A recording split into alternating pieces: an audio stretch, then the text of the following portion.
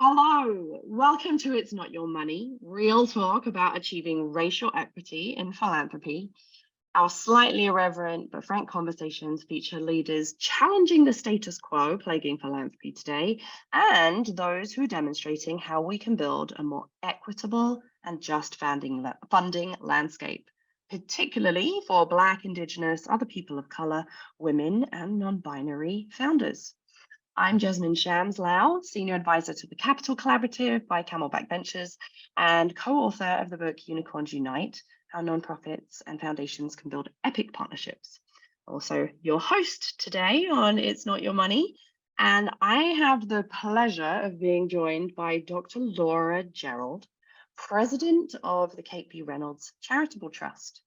Laura, I would absolutely love if you wouldn't mind just telling our audience a little bit about yourself. Awesome. Well, I have been at the trust as the president for now a little over 6 years. So I have had a wonderful journey there. But prior to joining the trust, as you heard, I'm a doctor. That means I'm actually a pediatrician, and I have been in practice in my career in my hometown. And I have also been trained in public health and have been the state health director. So those are perhaps important things to know from my background, but at my heart, I'm truly Laura from Lumberton. So my hometown is in a rural part of North Carolina. I certainly spent all of my childhood years growing up there. And although I trained outside of the state, I spent all of my professional life in North Carolina, and a good part of that practicing in a rural part of the state that is persistently under-resourced. And so that's really the community that I call home. Thank you. And we are going to dig into your North Carolina roots and how that intersects with your work in just a minute. But just to start us off, it's our tradition that we talk about language to start off with. And one of the reasons that this series is called It's Not Your Money is because when we incorrectly label the money in foundation endowments and donor advised funds as still belonging to the founders, we then also act like that money and the foundations still belong to them, which isn't true. And it perpetuates, got to get my words out right there, perpetuates the concentration of power in philanthropy. So our words really influence who holds power. And so my question for you, as all my guests, Laura, is what shift in language do you believe we need to make that would help us diversify power? So I'll tell you a story that really illustrates what you're talking about. If you've seen one philanthropy, you've seen one philanthropy. So we're all we're up against different things. And so our particular structure is very interesting. For those who may not know, the trust was founded in 1947 by Catherine Bidding Reynolds, and she set it up as a charitable trust. She and her husband, William Neal Reynolds, had no children. And so she left, at the time of her death, her husband, her nephew, and her banker as trustees of the funds. And as her husband and nephew passed away, that left the bank as the sole trustee. So the trust has passed from Wachovia Bank at the time, which was then taken over by Wells Fargo Bank. So now Wells Fargo is the sole trustee of the funds, and they have the fiduciary responsibility to handle them. And so as a charitable trust with no living relatives, I will say that that has put us in a position that really does center donor intent. And in order to get any significant changes to the trust, that goes through courts and a court order. So we have as our guiding documents the will that was written in 1947 and court orders that have been passed since then. So to your point about language mattering, when I got to the trust, we were referring to our local work. We had a directive to take the funds. 25% of the annual payout is to be spent in Forsyth County for the benefit of the, as written in the will, poor and needy. And then 75% is to be spent statewide in health improvement. And when I got to the trust, we literally had a division of the poor and needy. Speaking of language, so you can imagine what that centers and the power dynamic that that sets up with the work that we were actually doing. So you can only imagine the level of paternalistic charitable care that was happening at the trust, and not to disparage any of the work that was going on. It was certainly very good work. But one of the first things that I did as president was challenge that notion that we could not change the name of that division because that is how it was in the will. There are a lot of things that we found in the will that we don't want to center, and we can do that if there's time. But it was so important to me as one of our first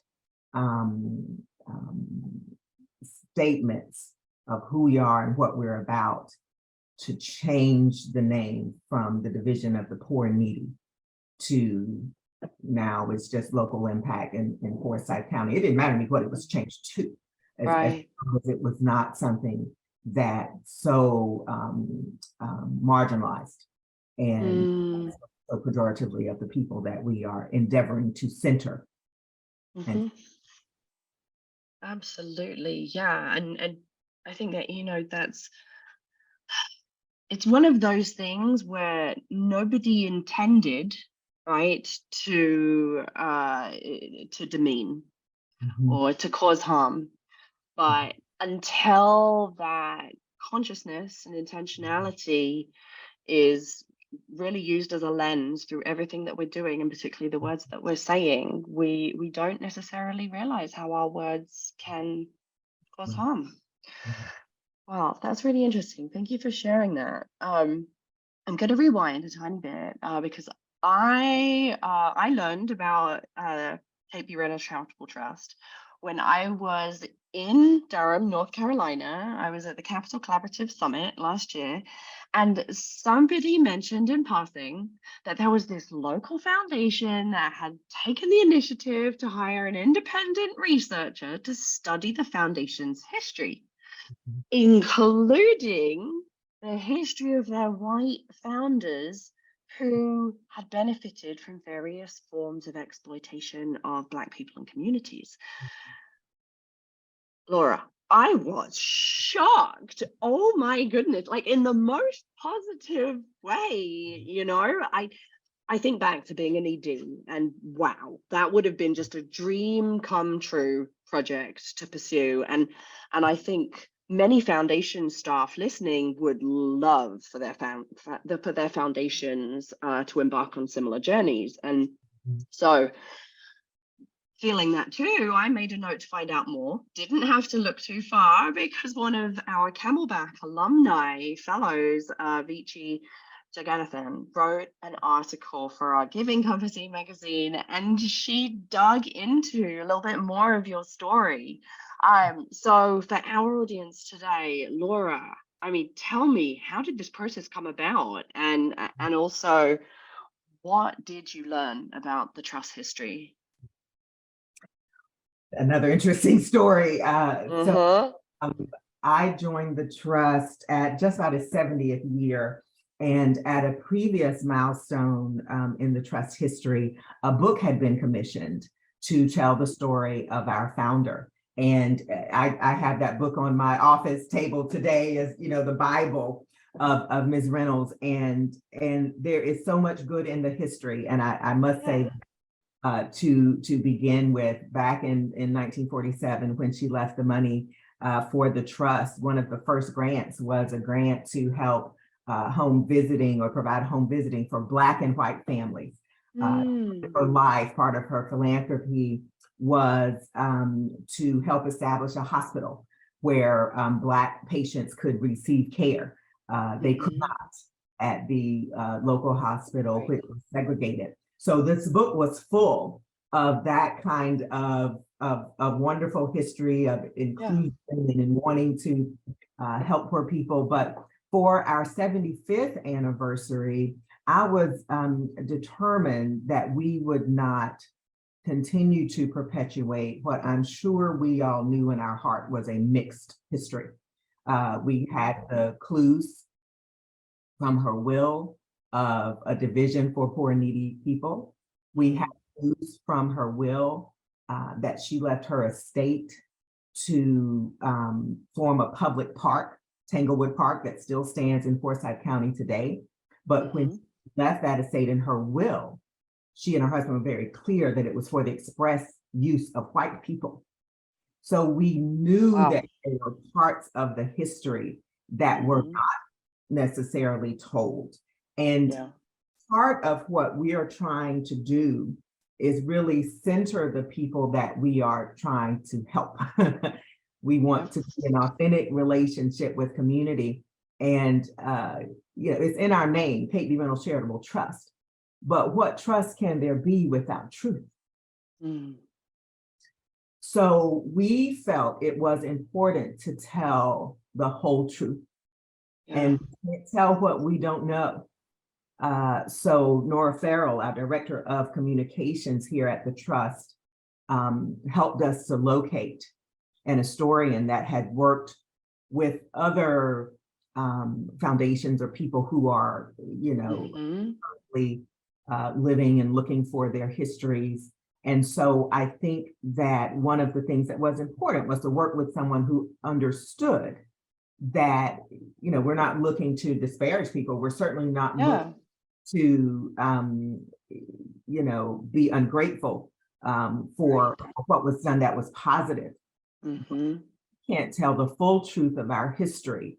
One, we can't be in authentic relationship with people. And two, we'll mess around and come up with incorrect diagnoses for why we're here in the position that we're in. And excuse me for using medical language, but I was raised on. The first thing I have to do before we can engage to treat problems or engage in problem solutions is first get to the history of how we really got here.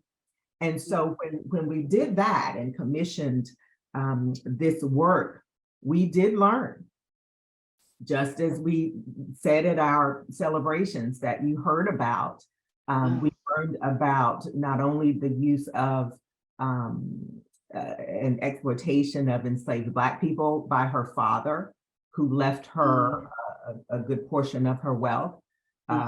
Learned, of course, that similar wealth gaining practices were used by her husband's family in their accumulation of wealth. And of course, there's also the very difficult history with tobacco that we knew about. So that was not new, but I think what was new was talking about how tobacco really contributed to the wealth accumulation that we've experienced over those 75 years, and being honest about how that, although positive, it gives us a large corpus. We have, over $600 million now in the corpus, but what harm has been caused? Think about investing the 95% in industries like tobacco that have caused incredible health harm, while holding ourselves accountable with the 5% for health improvement. Well, that's just nonsensical.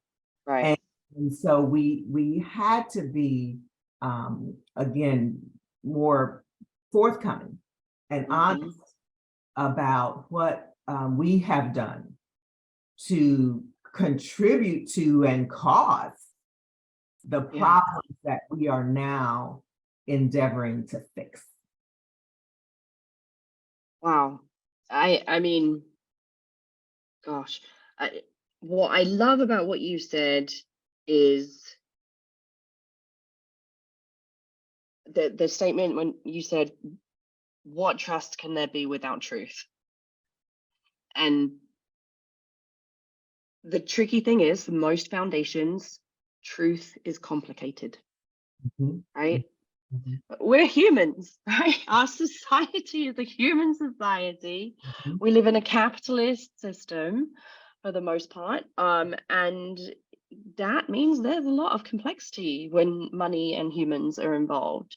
And I really appreciate the way that you describe that process as saying, we're not trying to be ungrateful, we're not trying to disparage anybody.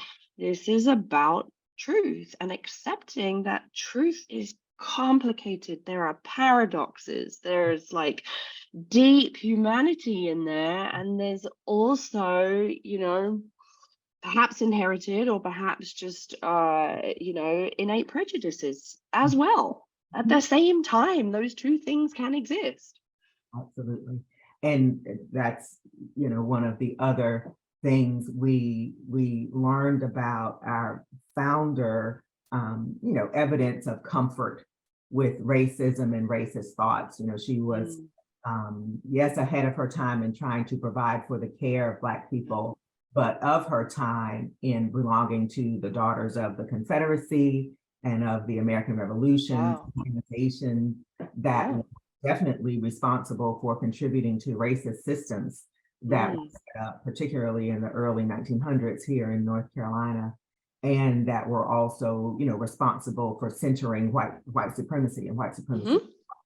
And so we had to, again, acknowledge that. And so when we get to, well, what solutions are we trying to enact? So oftentimes we want to believe that the outcomes that we're seeing that are so disparate, if we look at health outcomes or educational outcomes, or, regardless of the sector that we're in, we find ourselves dealing with issues where, poor people of color are often experiencing the worst outcomes. And we think that the truth of it is, well, they're engaging in behaviors that are resulting in these outcomes, and what we need to do is fix the behaviors. Where are the programs that can mentor children? Where are the programs that can educate people about what to eat? Eat the baked chicken instead of the fried chicken, as I say. And the reality is we're ignoring the decades and centuries of poor behaviors on the part of rich people, who then set up inequitable systems. And people now find themselves in irrational situations and are performing normally and are acting normally. And so, again, what we say is that the people are not broken, the systems are. And if we don't tell the truth about how these systems got to where they are, then we'll embark upon the wrong problem-solving approaches that are directed at people instead of being directed at the irrational situations in which they find themselves. Absolutely, which I think is, a norm that is so pervasive in our current approach to social change, right? We're really, right now, we've mainly focused on how do we change behavior? How do we, take this individual and give them this one input, and, then they will be able to make different choices. And, yes, systems change is definitely a word that is thrown around a little bit more, but to your point, I think even if we're willing to talk about systems, if we're not understanding where those systems came from and how they are innately designed and have been, layer upon layer upon layer of, inequitable and, oppressive decision making and policy have created the conditions for the extreme inequality that we see today across racial lines, then we're never going to be able to change a system. Like, what are you actually trying to change if you don't understand how it works, where it came from? Well, speaking of what are we trying to change, I think the other important thing was to first acknowledge, and this is for my other peers in philanthropy out there, we can't do out there what we cannot or refuse to do in here. And anything out there if we're not willing to change anything in here. And so one of the first things we wanted to do was start by acknowledging the things that we needed to change within ourselves. And so we also made the announcement that we would divest from tobacco companies, and we would put more of the corpus towards communities that we were trying to help. So we would invest $100 million into for us in North Carolina, the more under-resourced part of the state, the eastern part of the state, and other under-resourced communities. So the notion was, it wasn't so much about how can we affect equity out there. It's what are we doing within our own practices and with our own decision making that needs to change. So that was another important thing, that we would not go around the state for our 75th announcing everything we wanted to do to you people. Right. But what did we need to start with ourselves? And so when we got ready to do our equity framework, that was all about, and I hope that we'll be able to get that in the public space soon. It is about our history. And not just our history, at the trust and what we've learned from looking inward, but it's literally about North Carolina history. Right. And how the systems that we're working in were formed around the turn of the century, when at that point in North Carolina, the Native American problem had largely been dealt with by driving a lot of the population from the state, or through killing them.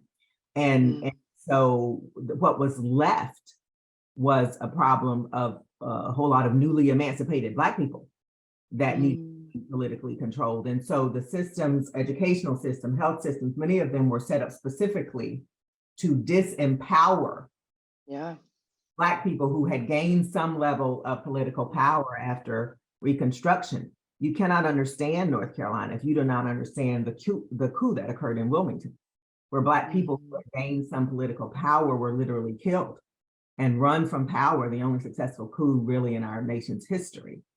And so we can't understand what is going on today in Eastern North Carolina without understanding that history, without understanding how then white supremacists were put into local power, and then gained statewide power. As a result, and continue to have it over the course of the next century. So again, who's empowered, who's disempowered, and through what means are people disempowered? That's another point of language and understanding that we're trying to just, again, first tell the truth about. Right.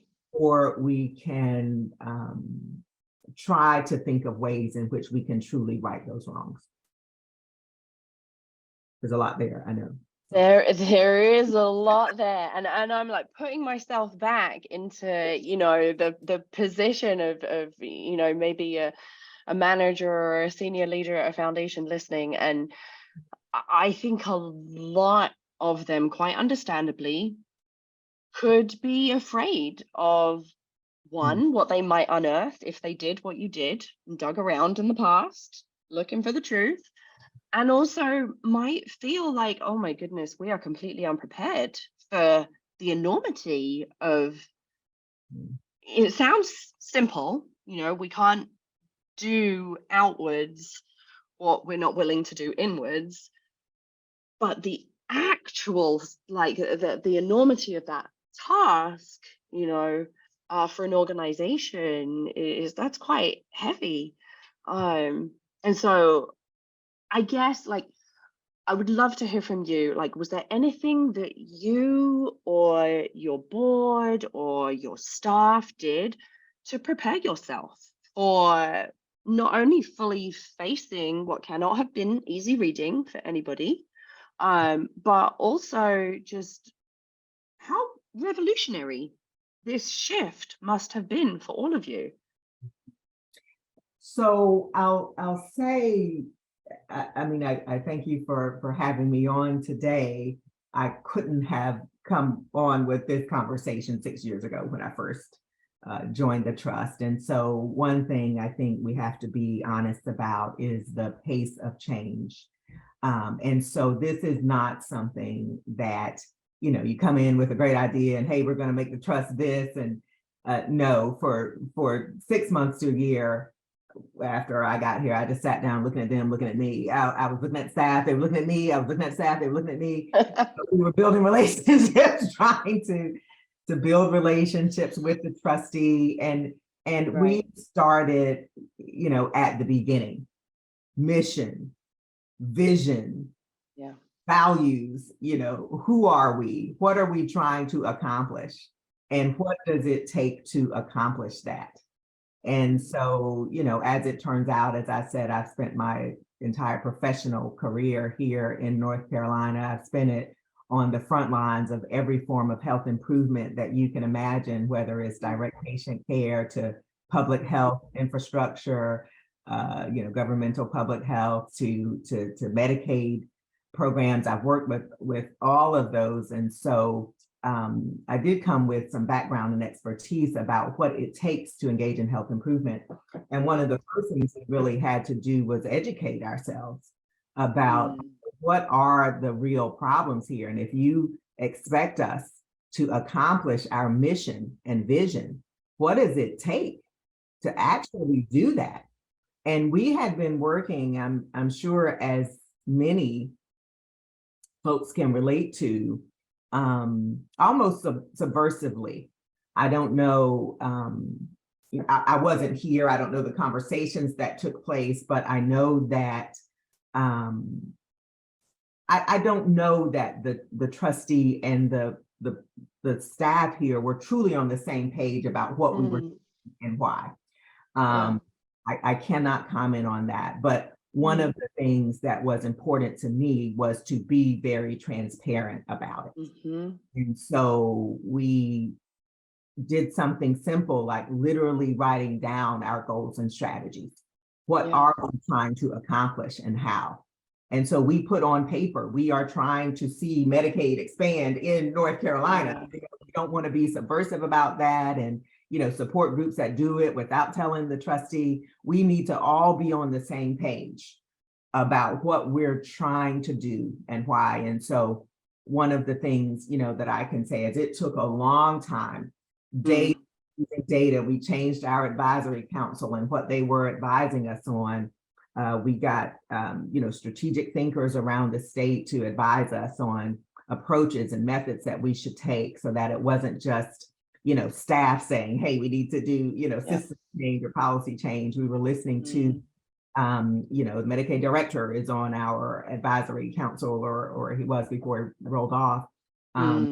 Policy leaders around the state, the head of the Healthcare Association, folks who can help to advise those who, who may be on a board, who may not do health improvement for a living. And so again, it was important just to make sure we methodically and slowly just came along. We have a whole new staff that has background and expertise in health improvement. And, all of these changes took time, but over the course of, a 6-year period, we have gotten to the point that we are today where we do have the support of our trustee, brave support. All hats off to Wells Fargo, who interpreted the mission and vision, as we're doing, and they understand why we're saying these changes are required for us to actually get at our mission. Our funding today, some of the same programs that we were funding 75 years ago when the trust started. So if charity were going to work, it would have done so by now. We wouldn't be continuing to fund the same things over and over and over. So, at some point we have to ask ourselves, is this working? And if it's not, what do we need to do differently? And that has been very helpful for us to go through those exercises. Thanks, Laura. I want to ask you a bit of a speculative question now. So this is more your opinion. As somebody who has been through this process, there aren't that many folks in your position who have, but given your understanding of what it took, the timeline, the pace of change, everything that you've just talked about, do you think it would be possible for funding organizations that have living founders or direct descendant trustees to also do this sort of accountability work? Do you think that's possible? And if you do think it's possible, are there any seeds of advice that you would pass on to folks who want to kickstart this conversation? Sure, I have to believe that it is. I have to believe it's possible. Just as I firmly believe that Miss Kate, and that's what we call our founder, I have to believe that Miss Kate would have continued to evolve with the times. I have to believe that, it is as Maya Angelou said, when you know better, you do better. And so who among us doesn't have a history that is complicated? I mean, I'm not practicing medicine the same way that I did when I started. The field grows over time. And I would tell folks, I know this is about a personal history, but don't take it personally. We were all operating in certain times and in certain systems. And, just like I can be honest with myself as I make my New Year's resolutions, I ate the ice cream. I mean, that's why I'm and I have to be honest about that. And I'm going to do something differently. I have to recognize what I need to do differently. It's concentric circles of change. Yeah. So I know it may be tough to be sort of public about it. I think that's maybe the thing that can get people.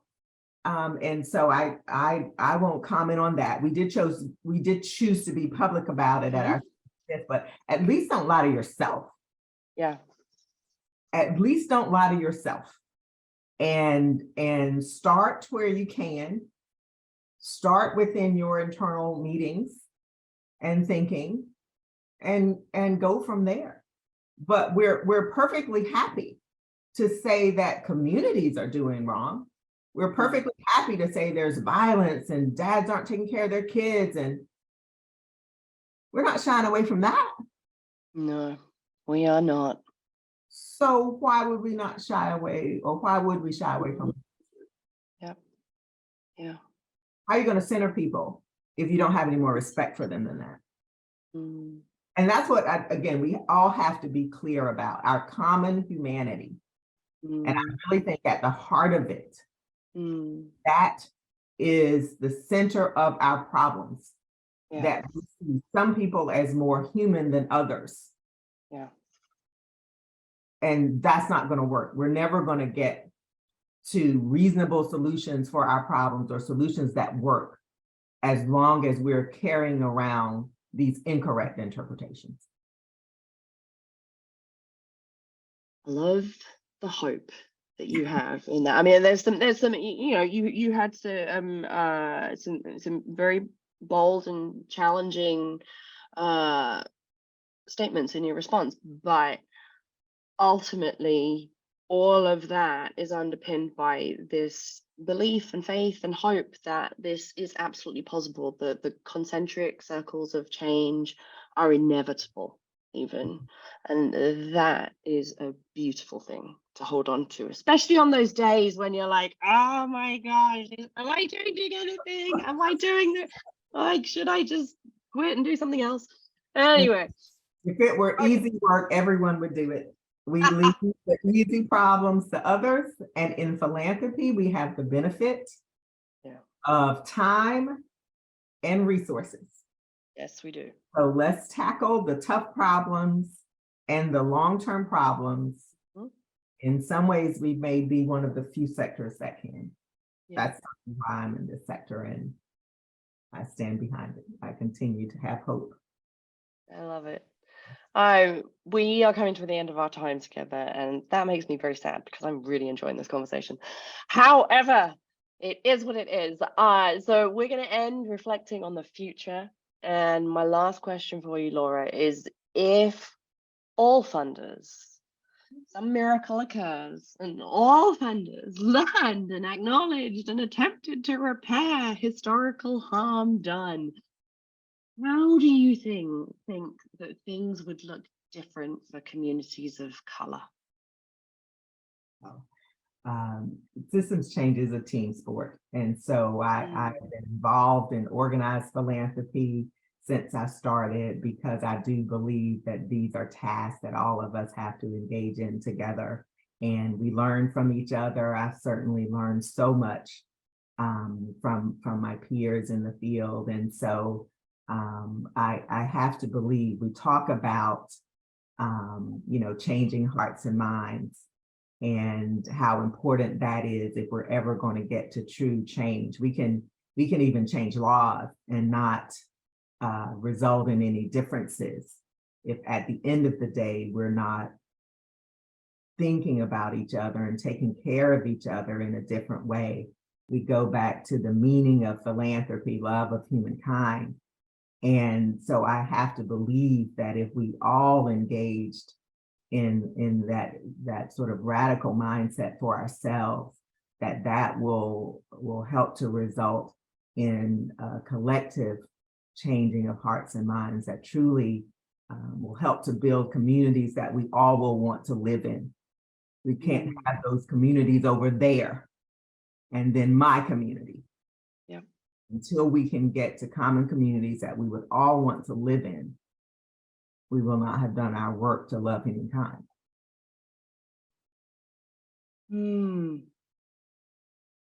Laura, thank you so much for sharing not only your thoughts, but the brave and beautiful and bold work that you and your team and your stakeholders and the community in North Carolina are engaged in.